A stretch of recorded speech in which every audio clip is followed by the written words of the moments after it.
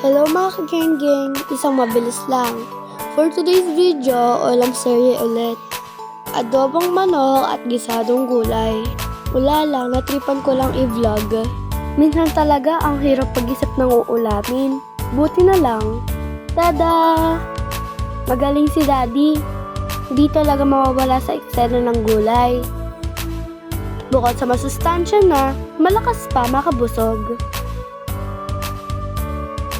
Kayo po mga kagenggeng, lagi din bang may percent na gulay sa inyong hapag?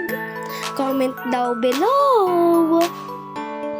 Nung bata pa kami, naaalala ko, nagtatalo pa si Mami at Daddy sa pagkain namin ng gulay.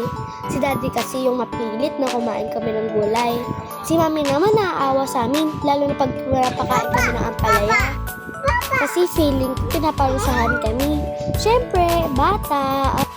Tas ang pait parang ulamin. Yun pala, ang pagkain ng gulay ay maraming benepisyo sa ating katawan. Kaya kayo mga batang kagenggeng, dapat matuto din kayo kumain ng gulay ha. Happy eating mga kagenggeng. Masaya ang puso ko ay sa buhay ko. Mwah!